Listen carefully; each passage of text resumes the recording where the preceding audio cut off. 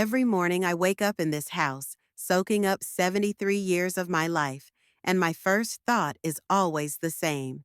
What would Henry say?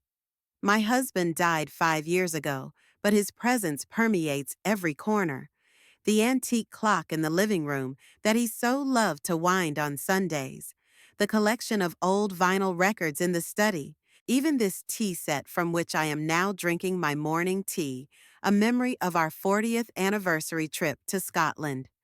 My name is Hilda Brookhaven. In Manchester, I was once known as that lady from the antique store in Mossley Street. Now, to most people, I'm just an old lady with a cane who crosses the road too slowly. Today is a particularly dank November day. The rain is drumming on the window panes, reminding me of the inevitable visit from Inez and her husband. My daughter has never been particularly punctual, but lately her visits have become suspiciously regular. Every second Wednesday of the month, without fail, I stare at my reflection in the mirror, fixing my silver hair in a tight bun.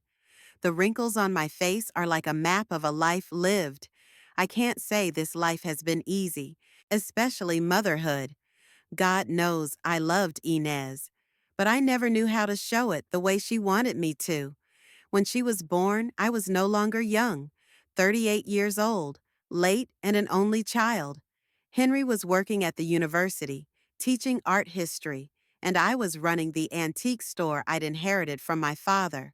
My days were filled with appraising Victorian silver and cataloging porcelain figurines. There wasn't much time left for lullabies and bedtime stories. The doorbell interrupted my musings. They arrived even earlier than I expected. Mom, you forgot to lock the gate.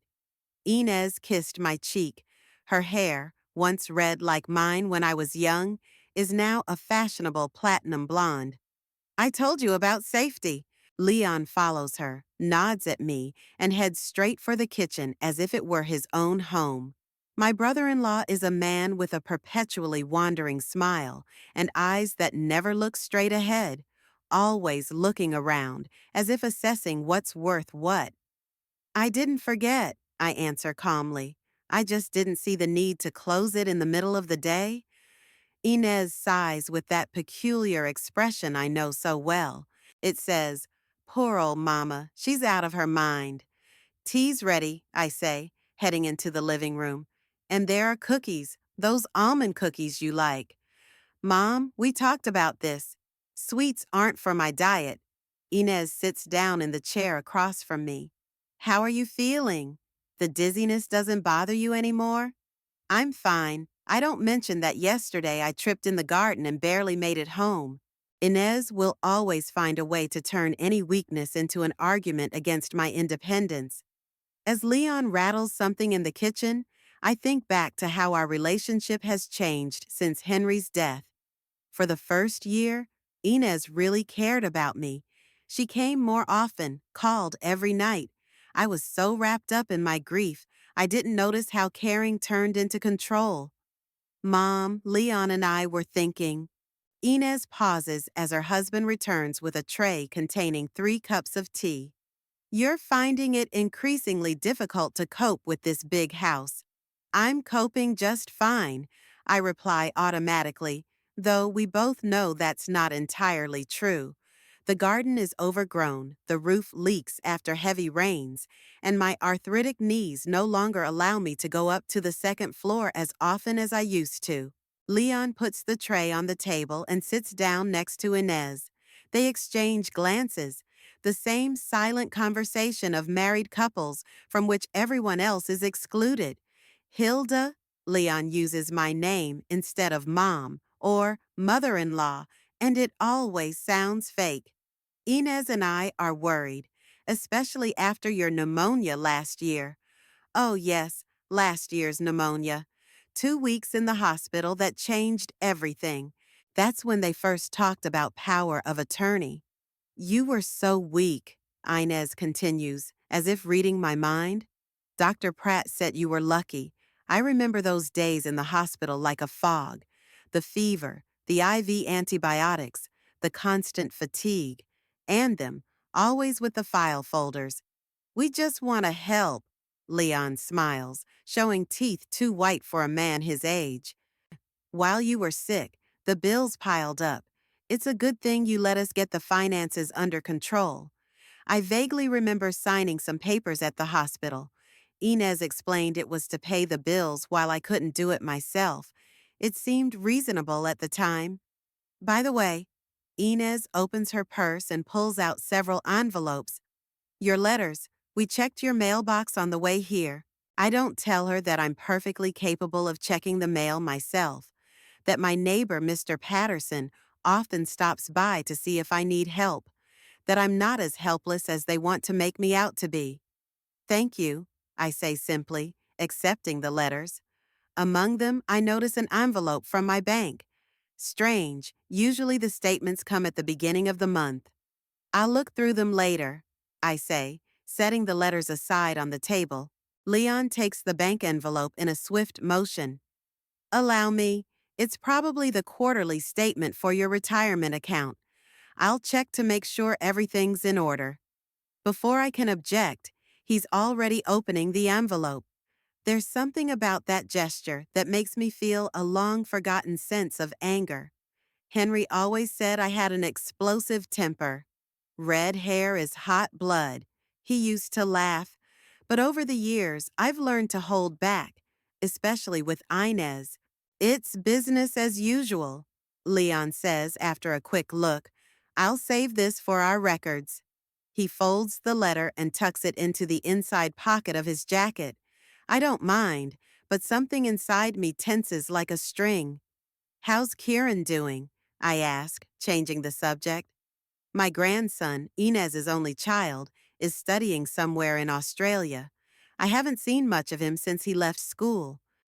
That's great, Inez replies proudly. He got a grant for a research project. Maybe he'll stay there for good. Typical. My only grandchild on the other side of the world. Sometimes I think Inez deliberately encouraged him to get away from me. After tea, Leon suddenly takes an interest in the state of my roof. I'm going to check the attic. I noticed a few trouble spots last time. He goes upstairs, leaving Inez and I alone. My daughter starts collecting cups, even though I didn't ask her to. Mom, she says without looking at me, I wanted to talk to you about the power of attorney. What's wrong with it? I ask, feeling suddenly wary. Remember at the hospital when you signed the papers allowing us to manage your affairs? Inez finally looks at me. Leon and I think it's time to consider a more permanent solution. What do you mean? This house is too big for you alone. It's expensive to maintain, and the neighborhood isn't the safest. I look out the window at the quiet street where I've lived all my life. My neighbors are elderly people just like me. I don't see any signs of danger. I'm not moving anywhere, Inez, I say firmly. This house is all I have. Mom, be reasonable. There are wonderful facilities for the elderly, with medical staff, entertainment, community. You want to send me to a nursing home? It's called an independent living community center, Inez corrects me, and you'll be much better off there. I think of Violet, a friend of mine since the store. Her kids put her in a community center like that 3 years ago. Now she lives in a room the size of a closet and can only go out to the garden at certain hours. No, I say, this is my home, and I will stay here until the end. Inez sighs, as if explaining something to an uncomprehending child. Mom, Leon and I want the best for you. After your illness, we realized how quickly things can change. I know I should be grateful for their concern, but there's something about her daughter's words that sounds false. Or maybe it's her gaze that slides across the living room, appraising the antique furniture and paintings Henry and I have collected over 50 years of marriage. Leon returns from the attic with a concerned look on his face. There's a real problem with the roof up there, he says. I noticed a few leaks. We need to call in the experts. I'll call Mr. Jenkins, I say. He's always taken care of my roof. Old Jenkins? Leon chuckles. Hilda, he's in his 60s. I doubt he's still working. 65 is no reason to retire. I parry. After all, I'm 73, and I'm perfectly capable of looking after myself. I'll take care of it, Leon says firmly. I have a builder I know, and he'll give me a good price. I know it's useless to argue. They've been making more and more decisions for me lately. Bills, repairs, even my medical appointments, everything goes through their hands. When they finally leave, I'm alone in the silence of the house. Only the ticking of the antique clock reminds me that time doesn't stand still. I pick up Henry's picture from the mantelpiece. His intelligent eyes seem to stare straight into my soul. What's to be done, old boy? I ask the picture. They want to kick me out of our house. Henry, of course, doesn't answer, but I can almost hear his voice, calm and judicious. Hilda, you've never let anyone boss you around. Don't start now. I think back to how he and I met. He came into my store looking for a particular edition of Dickens for the university library. I immediately noticed his intelligent hands and attentive gaze. He was not handsome, my Henry, but he had an inner strength that attracted me. Our marriage was not a cloudless one. We often argued, two stubborn men under one roof, especially about Inez's upbringing. Henry thought I was too hard on her. Maybe he was right. I've always demanded perfection from my daughter that I never achieved, and now she wants to take away the last thing Henry and I have left. I look through the rest of the letters and find the electric bill. It's almost double the usual amount. Strange, I hardly use the heat at all, saving money on the bill. I get up and walk over to the secretary in the corner of the living room. This is where I keep copies of all my important documents. I open the top drawer and freeze. The folder with the house deeds that always lay here is gone. I frantically go through the papers, looking for the certificate of ownership, which should be here. But it's not here. The bank statements for the last 3 months and a copy of my will are also gone. My heart starts beating faster. What's going on? Did that power of attorney I signed at the hospital give them the authority to take my papers? I try to remember the exact wording, but my memory fails me. I only remember Inez talking about having to pay my bills and manage my finances while I'm sick. I sit back in my chair, feeling suddenly weak. Maybe I really am getting too old to live on my own. Maybe Inez is right and I'd be better off in a specialized facility? No. I shake my head, pushing those thoughts away. This is my home. I've lived here all my life. Inez was born here. Henry died here. Every floorboard, every crack in the ceiling is part of my history. I have to find out what's going on. I'll call the bank tomorrow and check my accounts. And then I'll find copies of the deed to the house. They must be somewhere in the municipal archives. It's starting to get dark outside the window. November twilight comes quickly. I turn on the lamp and pick up a book, trying to distract myself from my anxious thoughts. But the words blur before my eyes. All I can think about are the missing documents and Inez and Leon's strange behavior. Something tells me I have to act fast, while there's still time. I woke up the next morning determined to figure out what was going on. The first thing I did was to call the bank, but the answering machine said that the office would not open for another hour. I decided not to waste time and to search for other important documents. The bedroom on the second floor had become my personal archive after Henry's death. In an old closet, I kept boxes of papers that had accumulated over the decades: insurance policies, tax returns, medical reports. Now that my knees ached from climbing the stairs, I rarely looked in there. After climbing the steps, I opened the bedroom door and froze on the threshold. Something had changed. It took a few seconds to realize the closet was ajar, even though I always closed it tightly. My heart beat faster as I stepped closer and saw that the boxes had been rearranged. My hands trembled as I pulled the boxes out one by one. In the first were Henry's letters that he'd written to me when we'd first met. No one had touched them. In the second were photo albums, also untouched. But the third box, which held copies of financial documents, was a mess. The papers were jumbled. Some pages were missing. "What are you up to, Inez?" I whispered into the emptiness of the room. Getting to the bank was harder than I thought. The cab was late, and the driver was so young it looked like he'd just gotten his license yesterday. He kept looking at his phone as we stood at stoplights. "Take a left here," I said as we passed the bank building. "Are you sure this is the right branch for you?" the driver asked. "I think it's closing. Most of the customers have been transferred to the main office." "I've been a customer of this branch for 30 years, I replied. "Stop here, please." The guy was right. There was a notice on the door of the bank that the branch was closing soon. Inside, there were only a few customers and 2 working windows. I made my way to the receptionist's desk, where a young woman with bright pink lips sat. "What can I do for you?" she asked with a professional smile. "I need my account statement for the last 6 months." "Sure, your name and ID number, please." I gave my information and held out my passport. The girl tapped on the keypad, then frowned.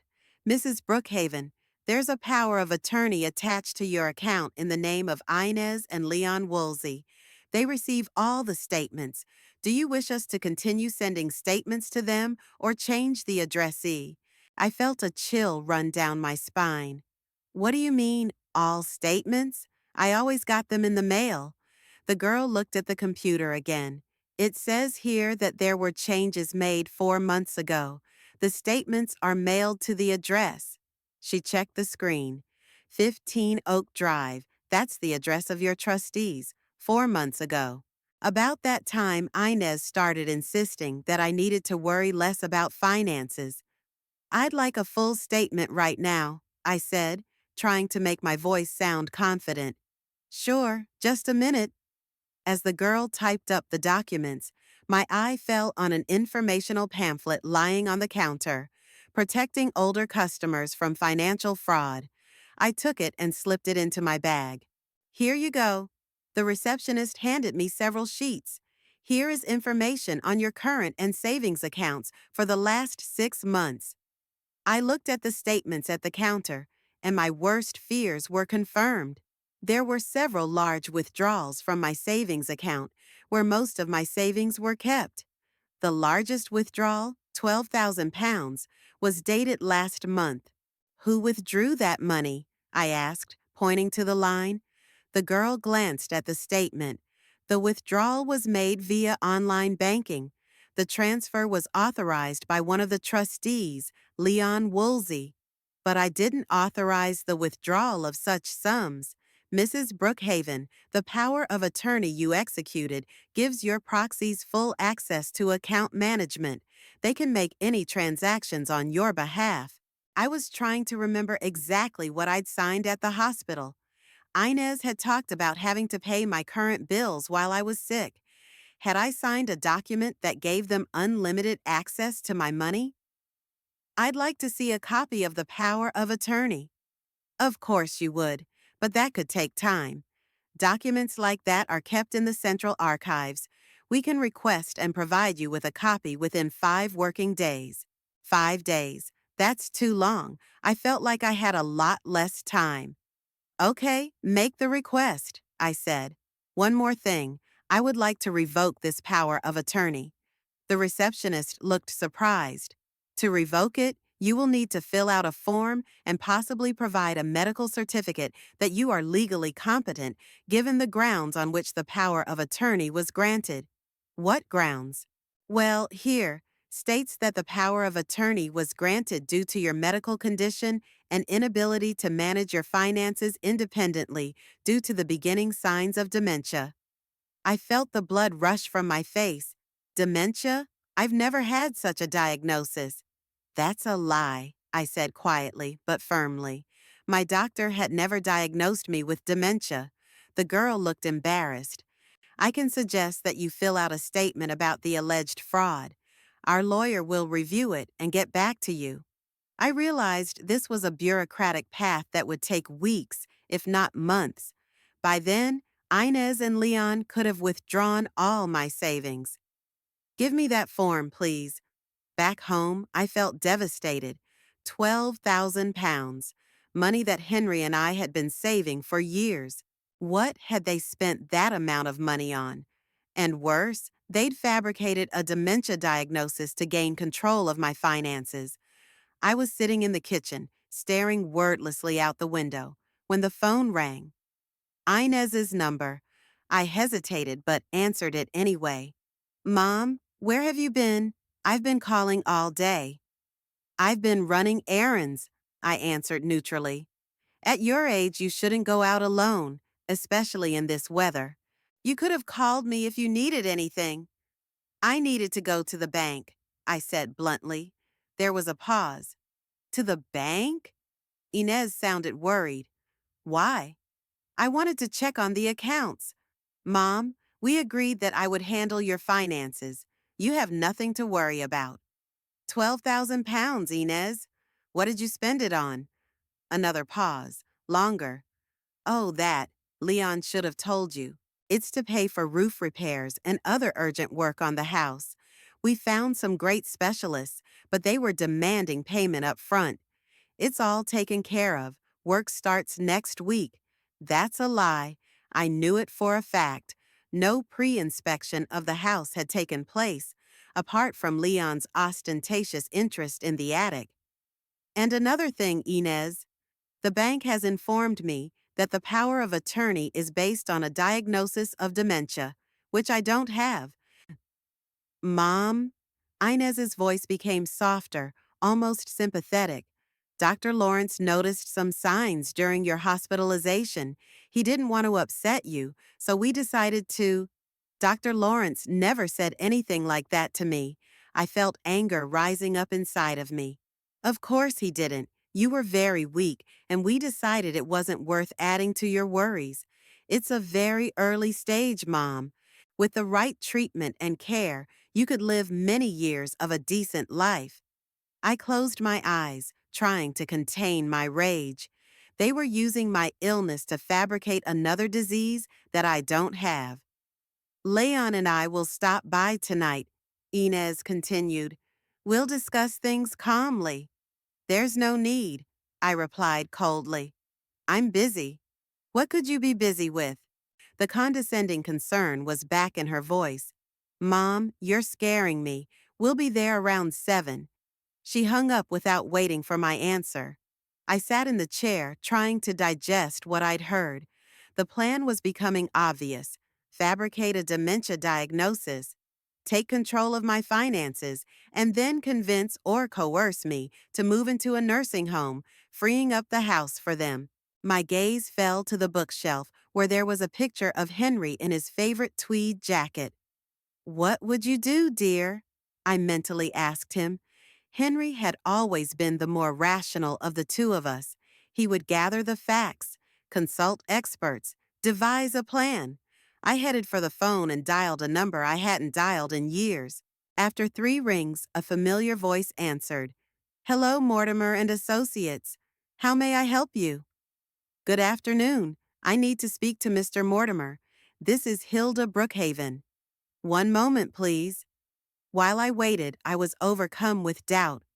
Mr. Mortimer had been Henry and I's lawyer for decades, but since my husband's death, I'd rarely spoken to him. Perhaps he's retired or won't remember me. Hilda! His voice sounded exactly as I remembered. What a pleasant surprise. How are you? Not so good, Archibald. I need your help. Of course. Would you like to come to the office or would you prefer I come to you? I was thinking about Inez and Leon's upcoming visit. I'd rather come to you. When can you see me? Let me see. I have a window tomorrow at 10 in the morning. Will that work? Perfect. And Archibald, this is confidential. Like everything that comes through my office, Hilda. When I hung up, I was a little relieved. Archibald Mortimer knew Henry and I better than anyone. He'd helped draft our wills, managed the legal side of our business. If anyone could help me out of this situation, it was him. The next step was to get ready to meet my daughter and son-in-law. I knew they would come with prepared arguments and maybe even documents, expecting me to sign them. I needed to be on my guard, but first I had to find out what other valuables they might have removed from the house under the pretense of taking care of me. I began to go around the rooms, checking the safety of the most valuable items. In the living room, two silver candelabras were missing from the mantelpiece. In Henry's study, his collection of rare coins was gone. In the bedroom, my grandmother's pearls, which I kept in a box on my dressing table, were missing. They had been methodical, taking things gradually, hoping I wouldn't notice or write off the disappearance as my dementia. I went back to the living room and sat down, feeling the fatigue and despair come in waves. The doorbell rang at 7 sharp. Inez and Leon stood on the threshold, both with strained smiles. Leon held up a package from the Chinese restaurant. "We brought your favorite Peking duck," he said, walking into the house. I let them inside, deciding not to start a confrontation right away. I needed to know more about their plans. "How nice of you," I said, heading into the kitchen to get plates. "Let me, Mom." Inez followed me. "You sit down and rest." "I'm perfectly capable of getting 3 plates," I replied, but Inez was already opening the cabinet. "Where's that blue set?" she asked, looking around. "The one with the gold border?" "I have no idea." I lied. It was intact, but I'd hidden it in the pantry after I'd noticed a few items missing. "Probably broken. You get clumsy at my age." Inez and Leon exchanged glances. "Don't worry, Mom. When you move, you won't have to worry about such things." "When I move?" I asked innocently. Leon put the food on a plate while Inez took a folder of papers out of her bag. "We found a great place," she said, opening the glossy brochure. "Linden Grove is a community center for active retirees. They have studio apartments with private baths, common dining room, library, even a swimming pool." I looked through the brochure. A typical nursing home disguised as a luxury apartment complex. Smiling seniors playing chess or sitting in armchairs with books. No indication that this is a place where people live out their last days. "How much does it cost?" I asked, turning the pages. "Don't worry about the price," Leon answered quickly. "We've calculated everything. The sale of the house will more than cover the cost."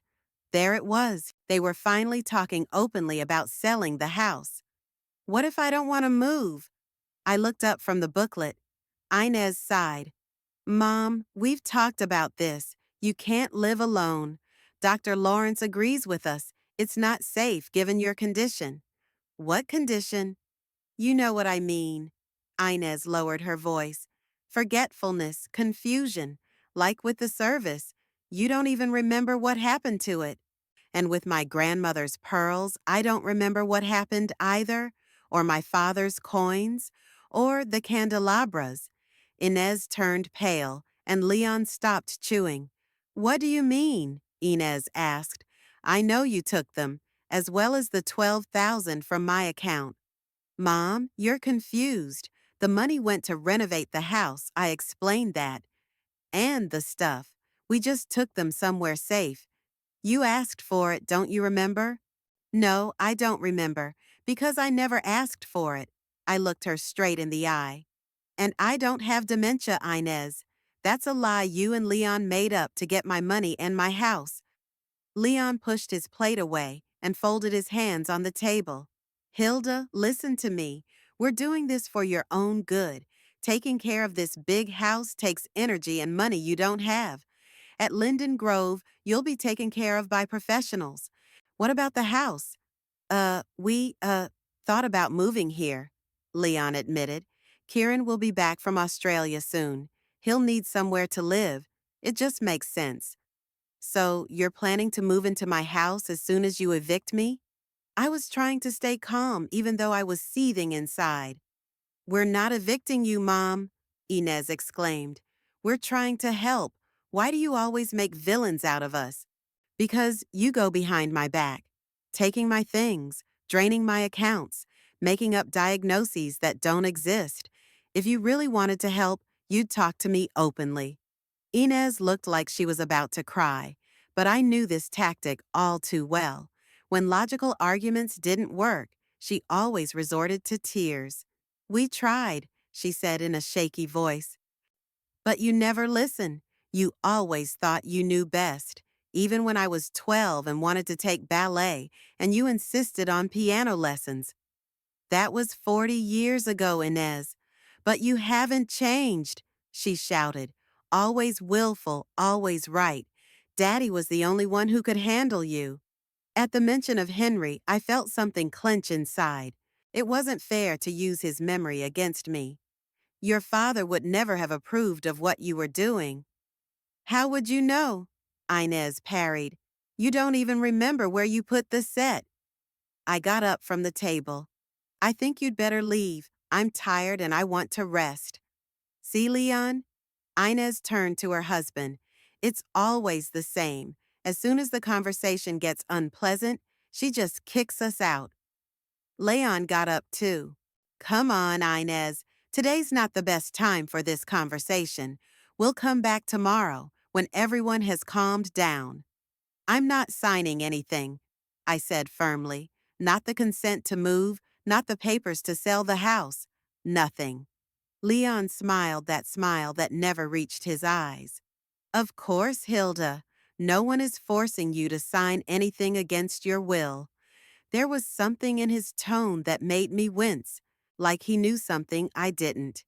When they left, I locked the door and propped it open with a chair. For the first time in years, I was afraid to be alone in my own house. But I was even more afraid that Inez and Leon might return with forged documents, or worse, with medical professionals ready to confirm my incapacity. I had to act quickly. I would meet with Archibald Mortimer in the morning, but until then, I needed to gather any documents that might help my case and perhaps prepare a bag in case I had to leave the house immediately. Looking out the window at the receding figures of my daughter and son-in-law, I realized for the first time how serious the danger was. They didn't just want my house, they were ready to steal my life. Meeting Archibald Mortimer proved both comforting and disturbing at the same time. The elderly lawyer, whom I had known for over 30 years, listened attentively to my story, making notes in his notebook with an old-fashioned fountain pen. His office, like himself, seemed unchanged since the days of Queen Victoria, the same heavy wooden cabinets of legal volumes, the same smell of furniture polish and old leather. It's a serious situation, Hilda, he said when I'd finished my story. But it's not hopeless.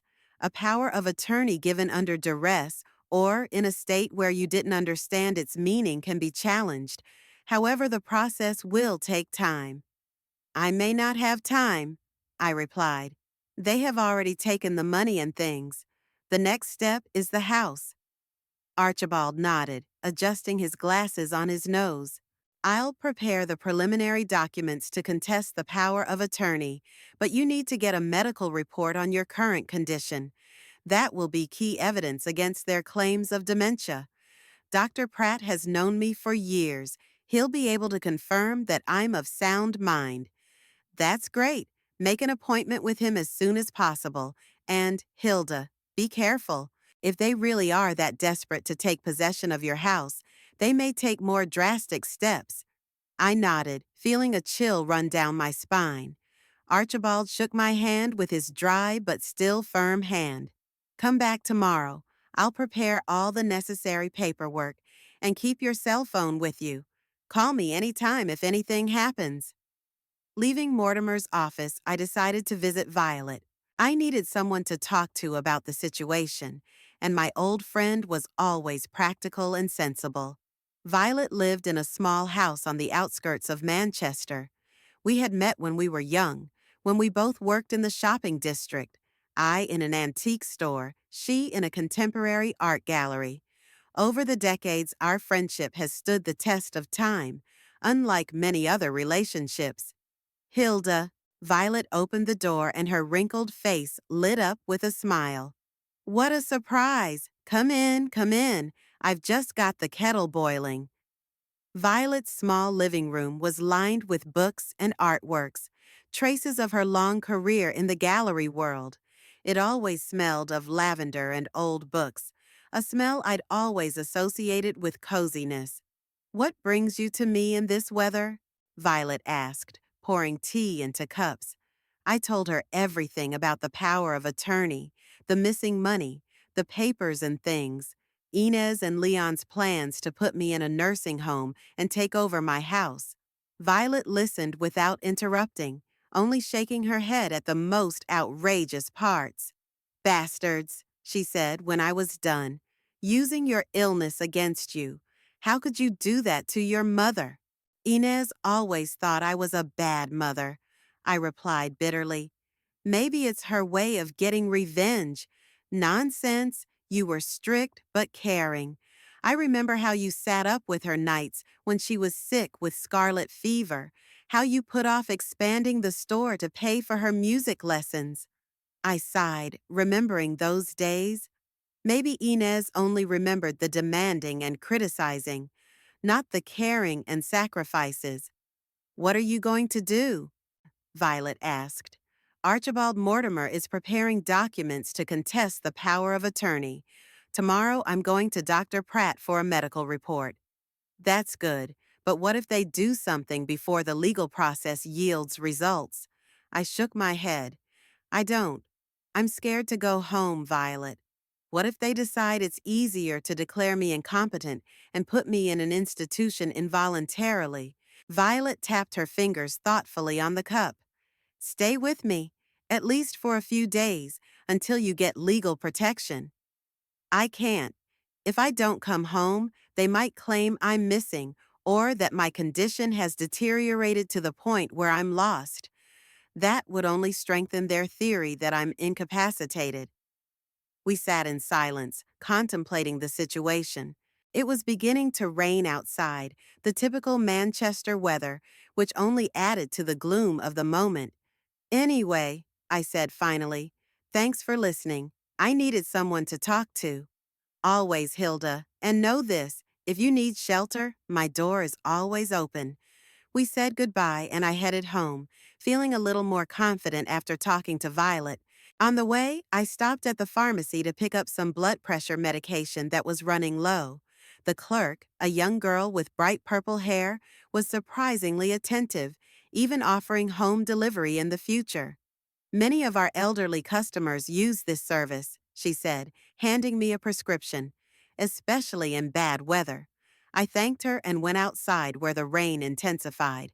I had to wait almost 20 minutes for a cab, and by the time I got home, it was almost 4 o'clock. From afar, the house looked the same as usual, the same dark red bricks, the same small front garden that I could no longer keep in perfect condition. But as I got closer, I noticed something had changed. An unfamiliar van with a construction company logo was parked in the driveway. My heart beat faster. Could it be that they'd already started the renovations Leon had mentioned? But why without my knowledge? I went to the front door and put the key in the lock. It wouldn't turn. I tried again and again, but the key just wouldn't fit. They changed the locks. In a panic, I started banging on the door. A few seconds later, it opened and Leon appeared on the doorstep in his work clothes, tools in hand. Hilda! He looked surprised. We weren't expecting you so early. What's going on? I asked, trying to look behind his back. In the hallway, I saw two strange men measuring something on the wall. Why isn't my key working? Oh, that. Leon looked confused. The locks had to be replaced. One of the workers discovered that they were defective, a safety measure. Leon, don't lie to me, I said, feeling the anger rising inside. What's going on here? Inez appeared from the back of the house, dressed in jeans and an old t-shirt, with her hair in a sloppy bun. Mom! She looked as surprised as Leon. You were at Violet's and came home, I said, to my house, where now, for some reason, there were new castles and strangers. Inez and Leon exchanged glances that I couldn't decipher. Then Inez took a deep breath. Mom, we need to talk. Come in. I entered my own house as a guest. In the hallway, two workers paused their activities, looking curiously at the scene unfolding. Maybe in the living room? Inez suggested, pointing to the closed door. We walked into the living room, and I froze on the threshold. The room looked different. My old couch had been pushed against the wall, and in its place stood a modern leather monstrosity. Several boxes were strewn across the floor, clearly in the process of unpacking. What's this all about? I asked, turning to my daughter and son-in-law. Inez looked guilty but determined. Mom, please sit down. I'll stand, I replied firmly. Explain what's going on in my house. Leon cleared his throat. Technically, Hilda, it's not your house anymore. What? Leon, it's not, Inez exclaimed. Mom, remember the papers you signed at the hospital? Among them was not only a power of attorney, but also a transfer of rights to the house. I felt the floor go from under my feet. They didn't just control my finances, they stole my house. That's impossible, I whispered. I would never sign such a document. But you did, Inez said softly, pulling a folder out of the secretary drawer. Here, take a look. She handed me the document, which I took with trembling hands. It was indeed a deed of transfer of ownership of the house, and at the bottom was a signature very similar to mine, but I had absolutely no recollection of signing it. It's a forgery, I said, throwing the papers on the table. I never agreed to give the house to you. Mom, you were very sick, Inez said, as if she were explaining something to a child. Dr. Lawrence said you might have memory lapses. That's one of the symptoms of your condition. I don't have a condition, I exclaimed. You made all this up to steal my house and money. Leon stepped forward, his voice harder. Hilda, we realize this is difficult for you to accept, but the fact remains that we own the house now. It's legally correct. And now what? I asked, feeling tears coming to my eyes but holding them back. Are you throwing me out on the street? Of course not, Inez exclaimed. We were talking about the lime grove. You'll be fine there. Professional care, community. I'm not going to Lime Grove, I raised my voice. This is my home, and I'm staying here. Mom, be reasonable. Inez stepped closer, trying to take my hand. You can't stay here. Leon and I are moving out. This place is going to be renovated. I yanked my hand away. And when were you planning on letting me know? We wanted to get everything ready, Leon interjected. Book a place at the Lime Grove, organize the move. Make sure you didn't have to worry about anything. Very thoughtful, I said with bitter irony. And when would I be moving to this wonderful place? Inez and Leon exchanged glances again. At the end of the week, Inez said. We've already made the down payment. 3 days. I had 3 days before they would try to send me to a nursing home. And if I refuse? Mom, don't make this difficult, Inez sighed. You can't stay here. The house is ours now. The renovations are starting. Where will you live? In my bedroom, like I have for the last 50 years. It's impossible, Leon said firmly. Workers will be here every day. Noise, dust. These are not conditions for an elderly person with your health problems. I looked at both of them, my only daughter and the man she had chosen as her husband. They stood shoulder to shoulder, united in their betrayal. I want to pack my things, I said at last. Of course, Inez agreed quickly, clearly relieved that I wasn't making a scene. I'll help you. No, I replied. I want to do it myself. But Mom, Inez, My voice was quiet but firm. You've already taken my house. At least let me pack without your supervision. She looked hurt, but nodded. Okay, but if you need help, I'll be fine. I walked up the stairs to my bedroom, each step difficult not because of the arthritis, but because of the weight of the betrayal pressing me to the ground. Once in my room, I closed the door and finally let the tears flow. They had taken everything, my home, my money, my dignity, used my illness to trick me, forged or tricked me into getting my signature on documents I would never sign in my right mind. Wiping away my tears, I looked around. Most of the room was still intact, but there were already boxes on the floor, obviously prepared for my belongings. They'd been planning this for a long time, moving methodically toward their goal. I pulled the small suitcase I used for occasional trips out of the closet and began to put away the essentials clothes, toiletries, medications. Then I added a few pictures of Henry, our wedding picture, and a small box of memorabilia that they apparently didn't deem valuable enough to steal. In the drawer of my bedside table, I found an old envelope where I always put my rainy day cash.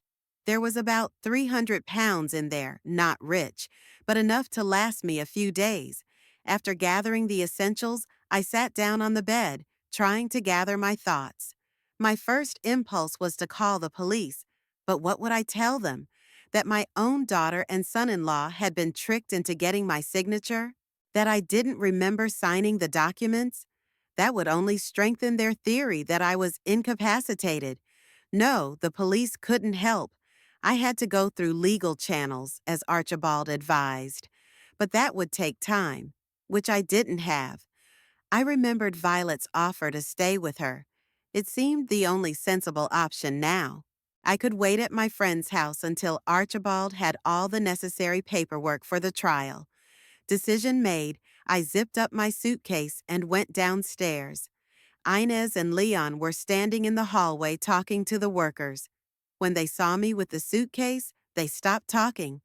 I'm leaving, I said calmly. Where to? Inez asked anxiously. Mom, you can't just leave. Why not? This is no longer my home, as you've made clear. But, but we thought you would stay until you moved to Lime Grove? Inez looked confused. We've prepared a guest room for you. A guest room? In my own house? I shook my head. No, thank you. Where will you go? Inez insisted. It's not your concern. Of course it is, she exclaimed. You're my mother. You can't just disappear. Can't I? Could you just steal my house? I looked her straight in the eye. Inez, I thought I raised you better than that. Her face reddened with anger or shame. I couldn't tell. It's always the same, always criticizing, always disapproving. She raised her voice. We're doing this for your own good. Why can't you understand that? I understand enough, I replied, heading for the door.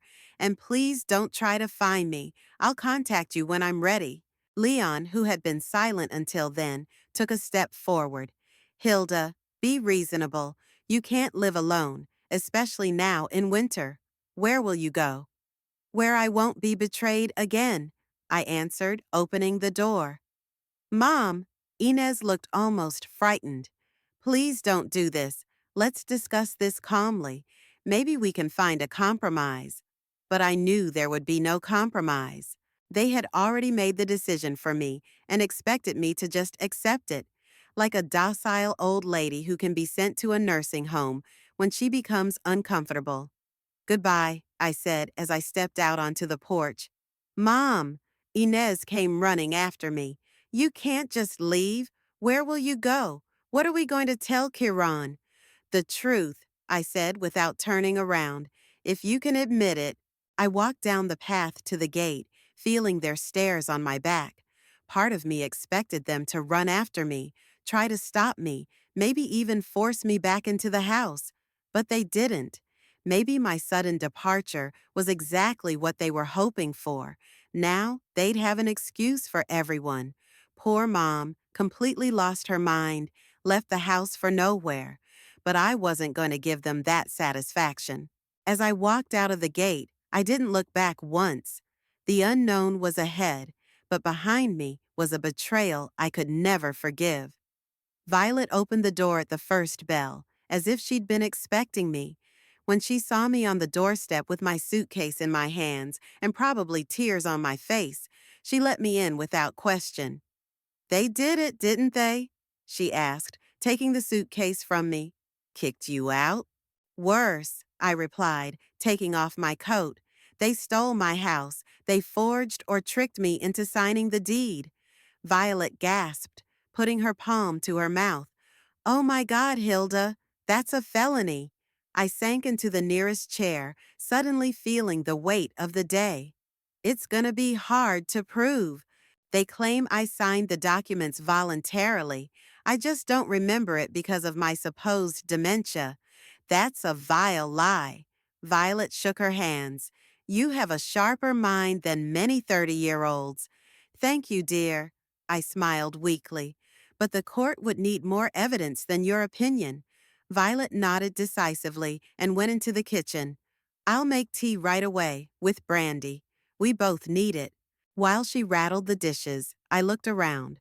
Violet's living room, small but cozy, with bookshelves to the ceiling and chairs upholstered in worn velvet, always reminded me of an antique shop not luxurious, but filled with treasures for those who could see them. It reflected her personality, perfectly eccentric, well-read, and infinitely kind-hearted. Here, Violet placed a tray with tea and 2 glasses of amber liquid on the table. "Cognac first. Your heart needs support right now."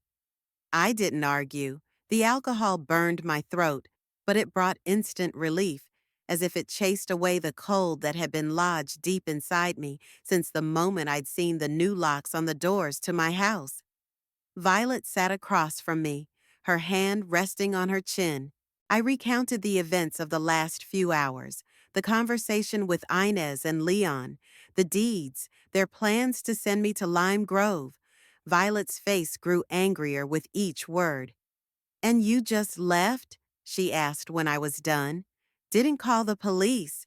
What would I have told them? That I didn't remember signing the papers? That would only confirm the theory that I have dementia. No, I have to go through legal channels. Archibald Mortimer thinks it's possible to challenge the power of attorney and all subsequent actions. Old Mortimer is still practicing? Violet wondered. He must be about 80. 83, but his mind is as sharp as a razor. He said he'd draw up the papers, but I need a medical certificate to prove that I'm sane. Violet nodded vigorously. "Dr. Pratt, he's known you for at least 30 years. He's exactly who I was thinking of." I agreed, sipping my tea. "I'll call him tomorrow morning." "No," Violet said firmly, standing up. "We'll call him now. I know his home number." "Violet, it's nearly 9 o'clock at night." "So, do you think Inez and Leon are just sitting around? They could try to get ahead of you." "Contact your doctors. Give their side of the story." I knew she was right. My daughter and son-in-law had already proven they'd go to great lengths to get what they wanted. Violet found a number in her notebook and resolutely dialed it. After a short conversation in which she briefly outlined the situation, she handed the receiver to me. "Hilda?" Dr. Pratt's voice sounded concerned. "Violet says you're in serious trouble." "I'm afraid so, doctor." I replied and summarized the situation. "I need a medical report on my current condition and, if possible, my condition when I was hospitalized last year. As I recall, you had severe pneumonia, but no signs of dementia or other cognitive impairment," Dr. Pratt said thoughtfully. "But I need to check your medical records to give an official opinion. Can you come and see me tomorrow morning at 9 o'clock? I'll make some time." "Thank you, doctor. I'll be there." As I hung up the phone, I felt a surge of hope. An official medical report would be the first step in disproving Inez and Leon's lies. "You see," Violet said with a smile, "we must act quickly. Now let's have dinner and think about what else we can do." Over dinner, a simple but hearty stew that Violet had heated up, we made a plan of action for the next few days. I would go to Dr. Pratt in the morning, then to Archibald Mortimer. We also needed to find other witnesses who could corroborate my mental state: neighbors, friends, former colleagues. And we need to find out exactly what happened to your money, Violet said, pouring us another cup of tea. 12,000 pounds is a lot of money. If they didn't spend it for the purposes they claimed, it would be further proof of their bad faith. But how? The bank won't give me that information without an official request. Violet tapped her spoon thoughtfully on the rim of her cup. What about bank statements? Do you have access to online banking? I used to, I sighed. But Inez had convinced me to give her a username and password to help with paying bills. I'm sure she's changed them by now. Then we'll have to try another way. Maybe through Archibald? He can ask for information as your lawyer. I nodded, feeling the fatigue finally catching up with me. It had been an exhausting day, and the strain of the last few weeks was taking its toll. Hilda, you're tired, Violet said softly. Come and rest. I've made a bed for you in the guest room. Thank you, dear. I don't know what I'd do without you. The same thing I've always done, fight. Violet smiled. You're the strongest woman I know, Hilda Brookhaven, and don't let anyone, not even your own daughter, convince you otherwise. In the guest room, small but cozy, with framed pictures on the walls and an old-fashioned plaid on the bed, I laid out the few things I'd managed to take from home. I put Henry's picture on the bedside table. There, I whispered, looking at his smiling face. We're homeless, old man. Who would have thought it would turn out like this? As I fell asleep in someone else's bed, I thought about how strange life was. I'd always been afraid of being alone, without Henry, without a home, without a livelihood. And now that it had happened, I didn't feel despair, but determination. Determination to fight for what was rightfully mine. I was awakened in the morning by the smell of freshly brewed coffee and toast. Violet, always the early bird, had already set the breakfast table. You look better, she said as I entered the kitchen. Did you sleep well? Surprisingly, yes. I did feel rested, despite the circumstances. Thanks for having me here, Violet. Come on, she said with a wave of her hand. We've been through so much together. Remember when you let me live in the back room of your store, when Robert left me with 2 kids and no money? I smiled, remembering those days. Violet with her 2 young sons, me with a grown-up Inez, 2 single women supporting each other through hard times. Where are your boys now? I asked, spreading jam on my toast. Jonathan is in Australia. Violet answered proudly. He's a chief engineer for a technology company, and Michael is in Scotland teaching at a university. They call every week and fly in for Christmas. Good boys. I felt a pang of envy. My relationship with Inez had never been so warm, even before this betrayal. You were a good mother, I said. So were you, Violet said firmly. Don't let Inez convince you otherwise. You gave her all you could. After breakfast, we went to Dr. Pratt's office. His office was in an old Victorian building near the center of Manchester.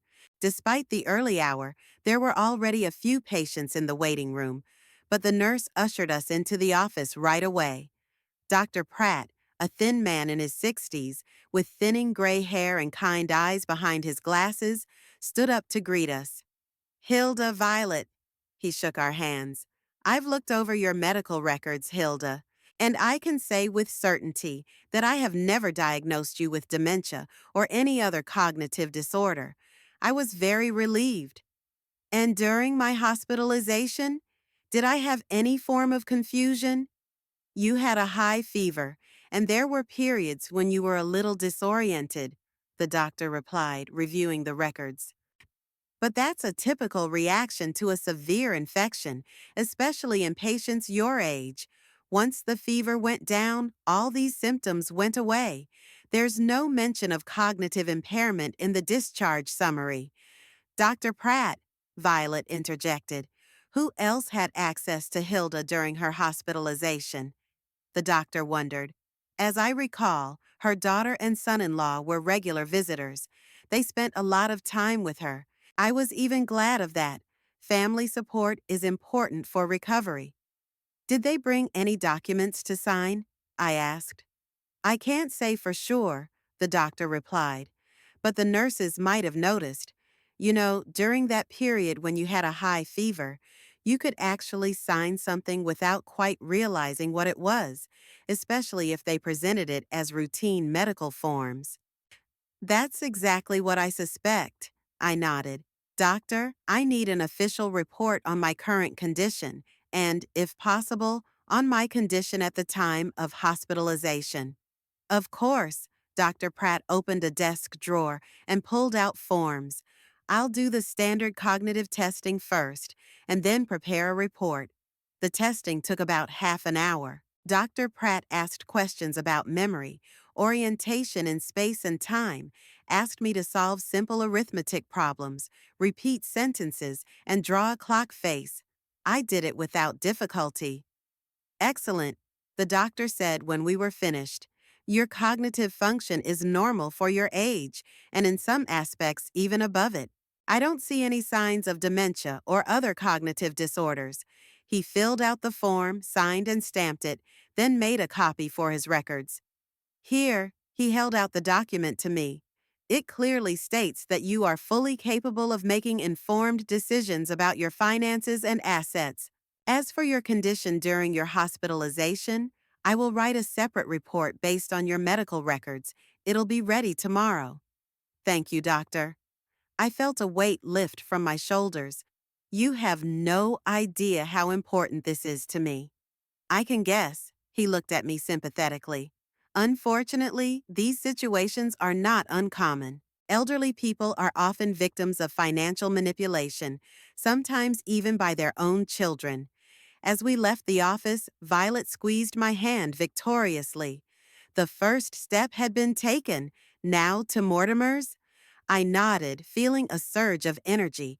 For the first time since I discovered the new locks on the doors of my house, I had hoped that justice was possible. Archibald Mortimer's office was in an old building in Manchester's financial district. His secretary, a middle-aged woman with perfect hair, ushered us into the office, where Mortimer himself was waiting. Hilda, he stood up to shake my hand. I heard about your situation from Dr. Pratt. He called me this morning. I have the medical report with me. I handed him the document, which he read carefully. Good, he said, setting the paper aside. It's important proof of your current capacity, but we also need to establish that, at the time you signed the power of attorney and transfer documents, you were under undue influence or did not fully understand the consequences of your actions because of your medical condition. Dr. Pratt is preparing a report on my condition at the time of my hospitalization, I said. It will be ready tomorrow. Good. Mortimer made a note in his notebook. Now let's discuss the concept of undue influence. It's a legal term that refers to situations where one party uses its position of trust or power to influence the decisions of another party in its favor. He explained that in my case, we can talk about undue influence because Inez and Leon took advantage of my weakened state during my illness, as well as my mother-daughter relationship of trust, to get my signature on documents that I would never have signed if I had been fully conscious. There are other factors, Mortimer continued. For example, that they concealed from you the true meaning of the documents or presented them as something else, or that they insulated you from independent advice by not letting you consult me or another lawyer before signing. That's exactly what happened, I confirmed. They were only talking about a power of attorney to pay the current bills while I was ill. There was no transfer of ownership of the house. Mortimer nodded, making notes. Another important aspect is that they have already begun to dispose of your property, withdrawing large sums from your accounts, and planning to sell or move into your home. This may indicate that their actions were pre-planned and motivated by personal gain rather than concern for your well-being. They claim they withdrew money to repair the roof, I said. But there were no repairs, at least not until yesterday. We'll need to check exactly what the money was spent on. Mortimer made another note. I can request bank statements through the court, but that will take time. Do you have access to online banking? I did, but Inez probably changed the passwords. I see, Mortimer thought for a moment. In that case, we'll go the official route. I'll prepare a lawsuit to challenge the power of attorney and the property transfer transaction on the grounds of undue influence and your impaired state at the time of signing the documents. How long will that take? I asked anxiously. They plan to put me in a nursing home as early as the end of the week. Under normal circumstances, the process could take months, Mortimer admitted honestly. But given the urgency of the situation, I'll apply for a temporary restraining order that will prevent any further action on your property until the dispute is resolved. This includes a prohibition against selling the house or evicting you from it. But I've already been evicted, I said bitterly. They changed the locks. It's an illegal eviction, Mortimer said firmly, and we'll point that out in the application. If the judge grants the restraining order, you can go back to your house, at least until the trial is over. That was good news. The thought of coming home, even if only temporarily, gave me strength. What else do I need to do? I asked.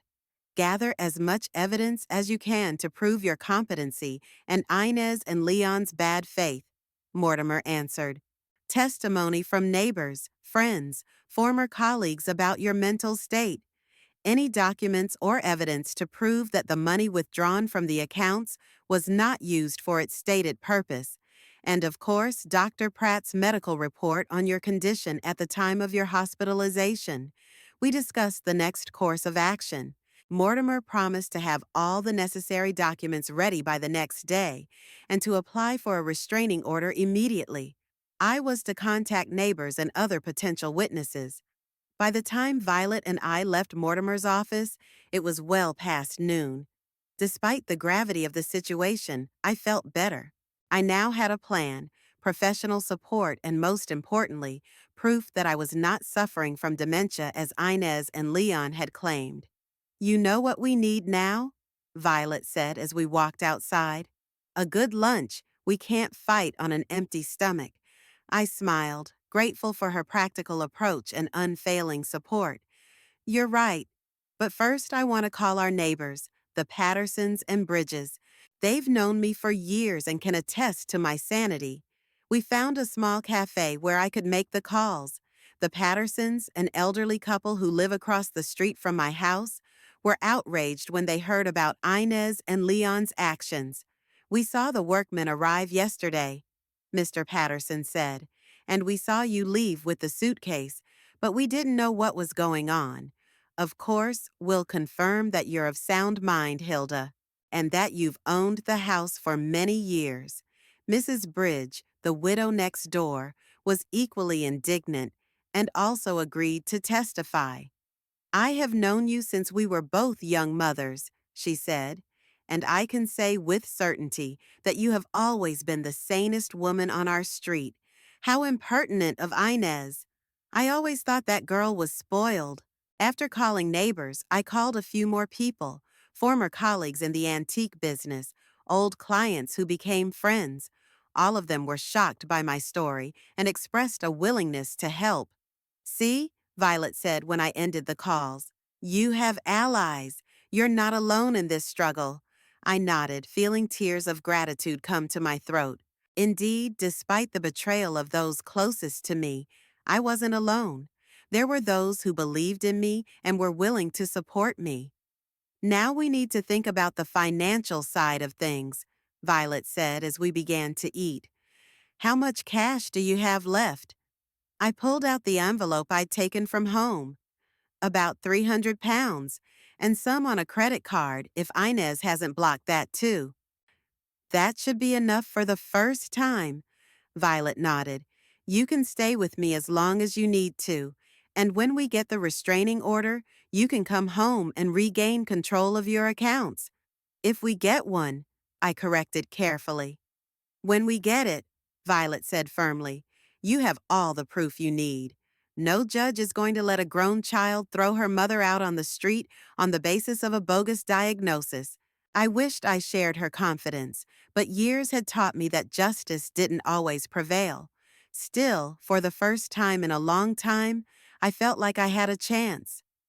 After lunch, we went back to Violet's house, where I continued to compile a list of potential witnesses and gather any documents that might be useful for the trial.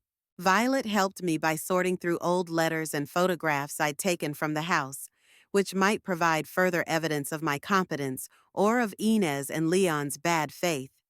The day was long and exhausting but productive.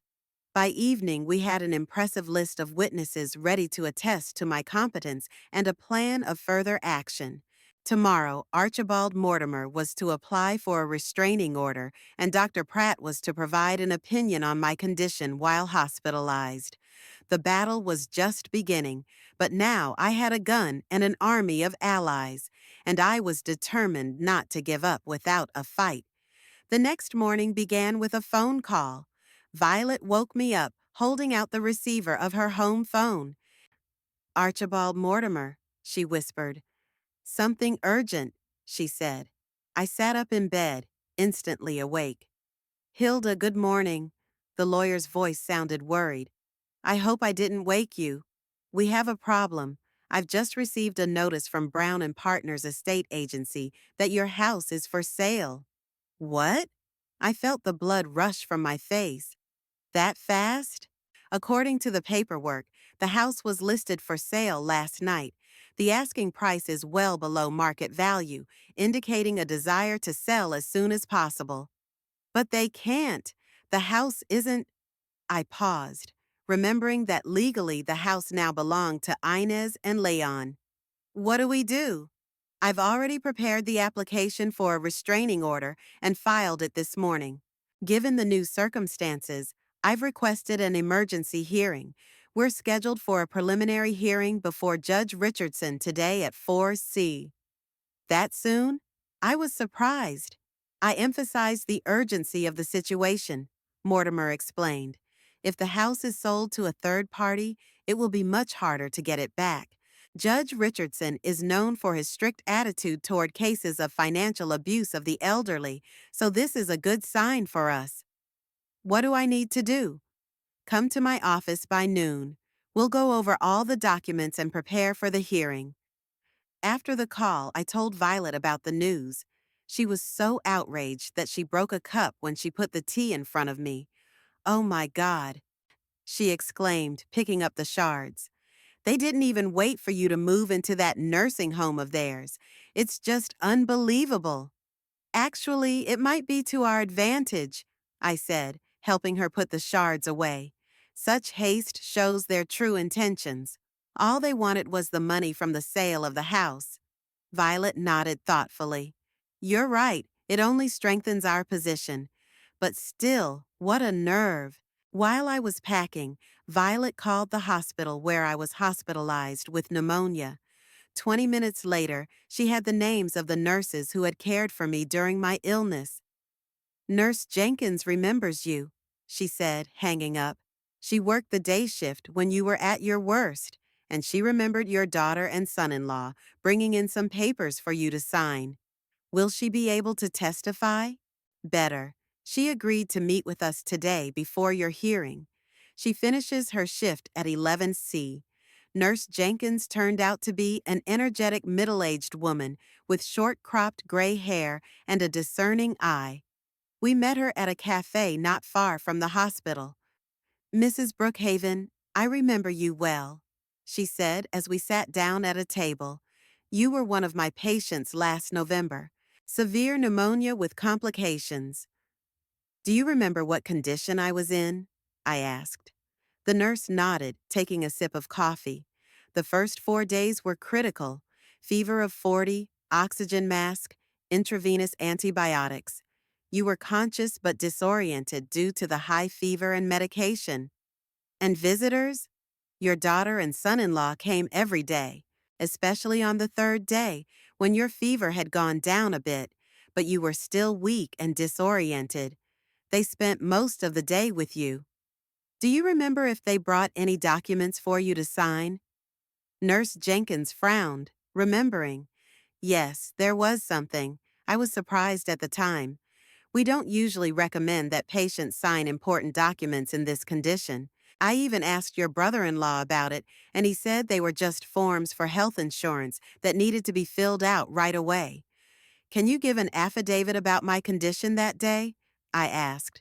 And that you saw my daughter and son-in-law bring in the paperwork? Of course, Nurse Jenkins nodded decisively. I've already prepared a statement. She pulled an envelope out of her bag. This describes your condition on those days, with dates and times. I've also included my observations about visits from your daughter and son-in-law, and that they brought documents for you to sign when you were in a weakened state. I took the envelope with thanks. This will be very helpful. Thank you. I also spoke to Dr. Shaw, who was your attending physician, Nurse Jenkins added. He too remembers you and your condition. He is willing to testify if necessary. We said goodbye, and I hurried to Archibald Mortimer's office with the new evidence. The lawyer read Nurse Jenkins's statement carefully and nodded with satisfaction. It is strong evidence, he said. It clearly shows that at the time you signed the documents, you were in a state where you were not fully aware of the significance of your actions. Combined with Dr. Pratt's report on your current condition, it gives us a good chance of getting a restraining order. He showed me the rest of the documents prepared for the hearing: a petition to invalidate the power of attorney and transfer of title based on undue influence and my impaired condition at the time of signing, testimony from neighbors and friends about my capacity, evidence that Inez and Leon had concealed from me the true meaning of the documents and had begun disposing of my property without my knowledge.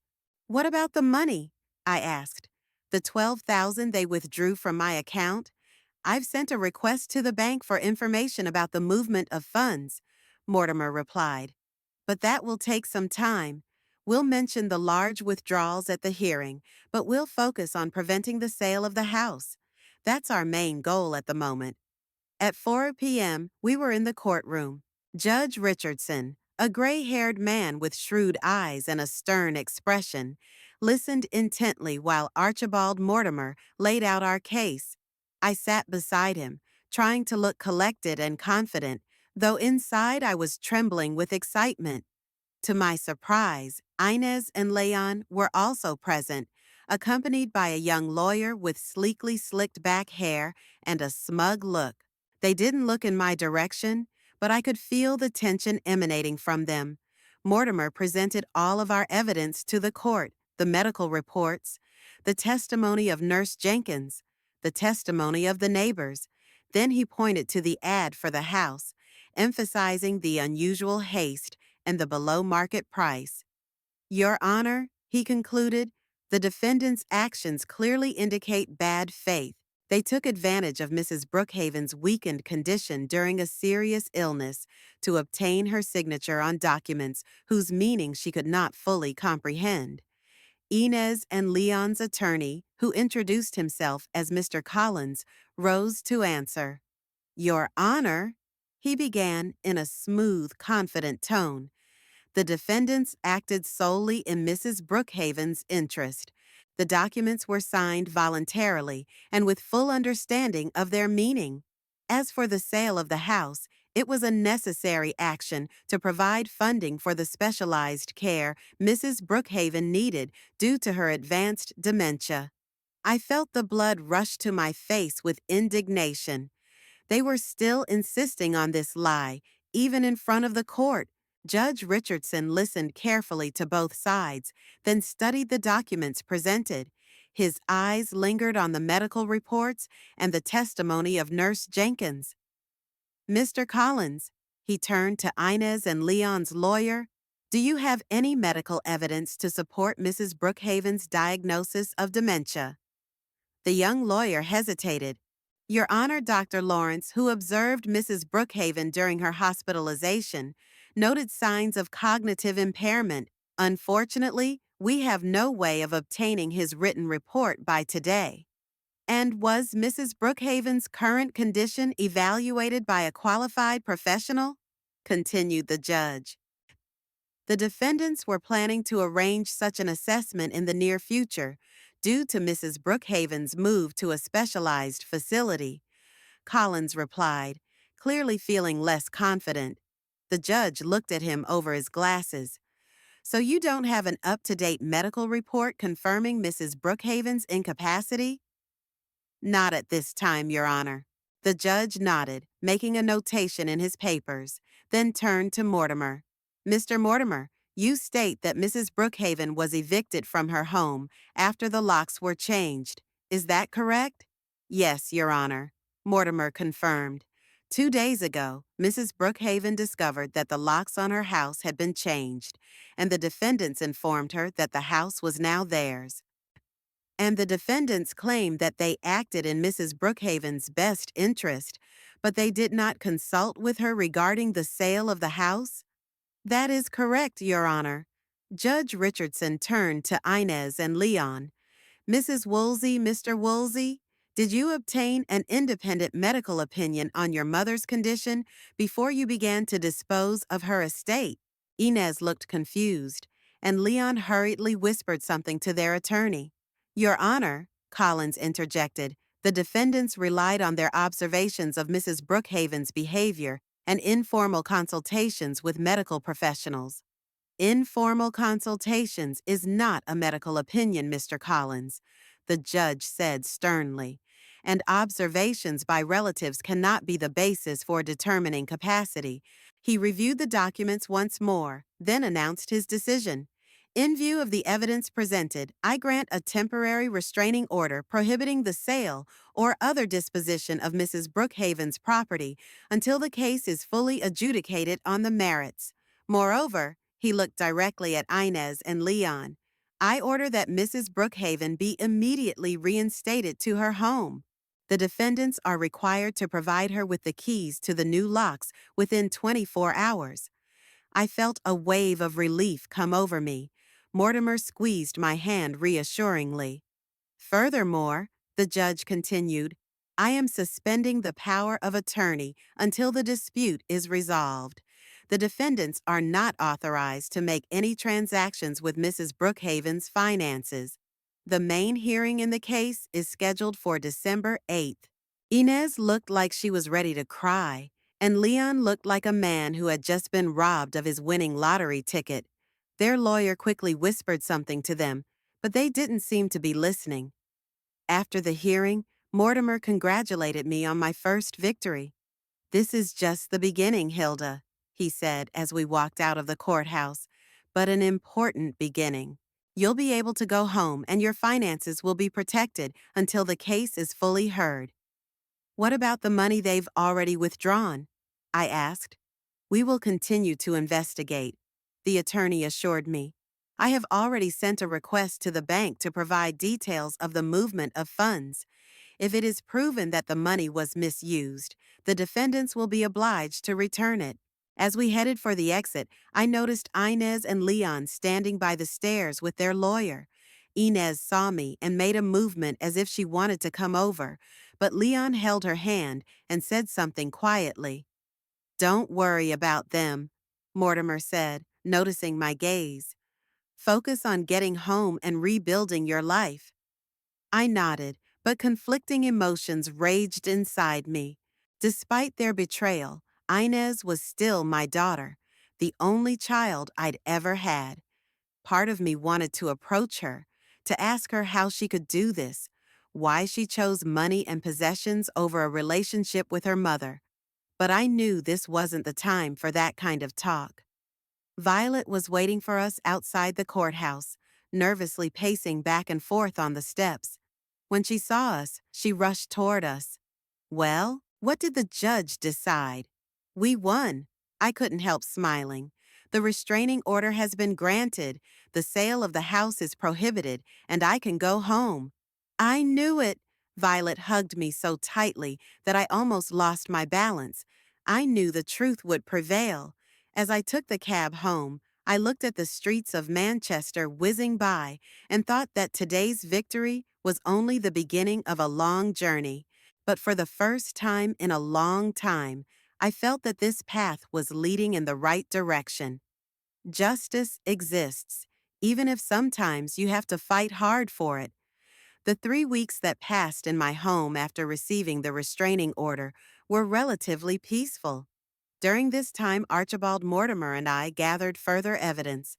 The bank provided an itemization of my accounts, and the picture was depressing. The money allegedly withdrawn for roof repairs had actually been transferred to Leon's personal account, from where it had been used to buy a new premium car. It's not just undue influence anymore, Hilda, Mortimer said, looking at the bank statements. It's outright fraud. If we present this evidence in court, we could be looking at criminal prosecution, I wondered. Despite everything, the thought that my daughter could end up behind bars was unbearable. Let's focus on getting the house and the money back, I said. The decision to prosecute could be taken later. Another important witness was Dr. Shaw, my attending physician at the hospital. He stated categorically that he had never observed any signs of dementia in me. As for Dr. Lawrence, who is referred to by the defendants, Mortimer said, there is no such doctor at the hospital. The day of the main trial came on a frosty December morning. The first snow had fallen during the night, covering Manchester in a thin white blanket. I woke early, feeling strangely calm. Violet came to pick me up in a cab, insisting on accompanying me to the courthouse. At the courthouse, Archibald Mortimer was already waiting for us. Inez and Leon were there, sitting at a table with their attorney. Inez looked pale and tense. Leon looked as cocky as ever. Archibald Mortimer was brilliant. Methodically, step by step, he presented the evidence of Inez and Leon's bad faith, medical reports, testimony from nurses and doctors, bank statements, testimony from neighbors. Your Honor, he said, what we have before us is not just a case of undue influence, but a well-planned fraud. The defendants took advantage of the illness and vulnerability of an elderly person, the mother of one of them, to take possession of her property. Inez and Leon's lawyer seemed less confident than he had during the preliminary hearing. His arguments sounded unconvincing. He still insisted that they had acted in good faith, but could offer no concrete evidence.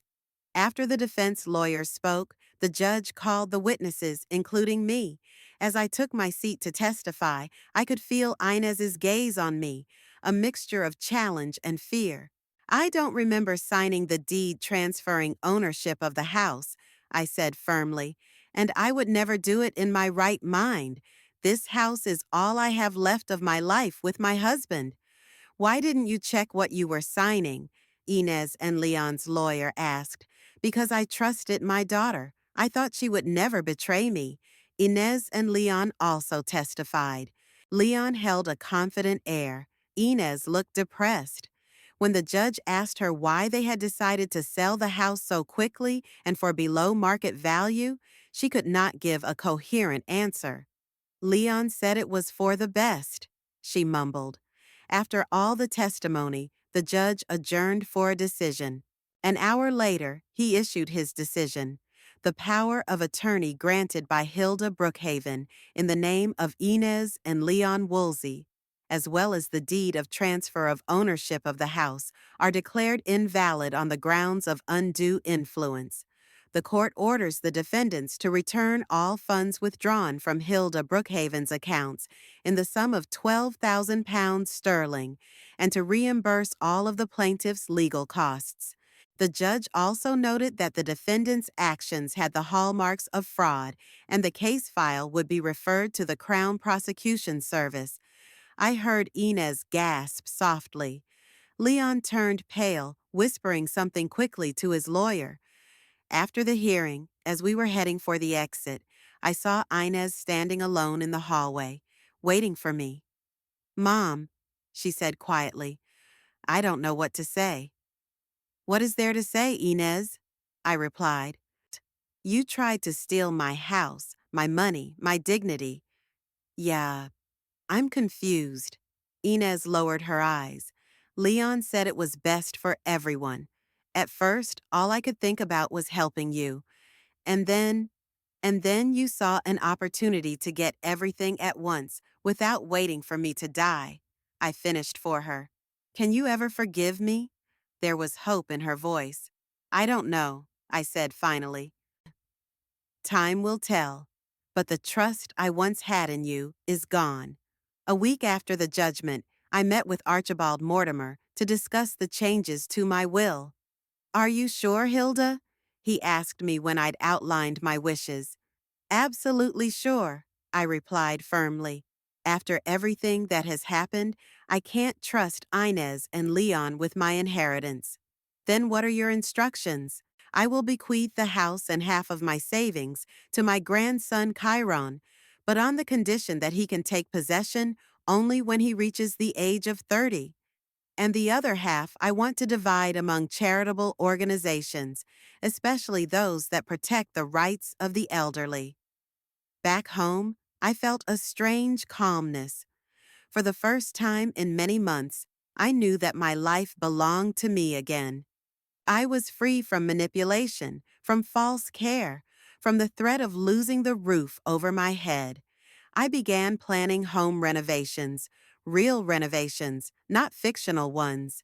The roof really needed fixing, and the inside needed updating. Are you sure you want to invest in the repairs? Violet asked. At your age, maybe you should really consider something more compact. At my age, I replied with a smile, I have the right to live where I want and how I want. This house is a part of me, Violet. I won't let anyone take it away from me. Inez called several times over the next weeks, trying to patch things up, but I remained restrained. The wound was too fresh, the betrayal too deep. I didn't hear a word from Leon. From conversations with Inez, I learned that the prosecutor's office had decided not to prosecute, given the full refund. Kieran returned from Australia over Christmas. I didn't tell him the details of the conflict with his parents, but of course he knew something had happened. I saw much more of Henry in him than of Inez or Leon. When spring came, I decided to resume my small antiques business of consulting and appraising items for collectors. It gave me not only extra income, but a sense of purpose, a connection to the world I had always loved. Life went on. Sometimes I would wake up in the middle of the night thinking about how close I was to losing everything. But then I would remember that it didn't happen. I fought and I won. I proved, above all to myself, that age is not a judgment, not a reason to give up my rights. One warm May day, sitting in my garden with a cup of tea, I caught myself thinking that I was happy. Not the carefree happiness I had known in my youth with Henry, but the calm, mature happiness of someone who had been through adversity and come out of it stronger. My home was still mine, and now I knew for sure that it would be mine for the rest of my days. It was a symbol of my independence, my strength, my dignity, and no one, not even the people closest to me, had the right to take that away from me.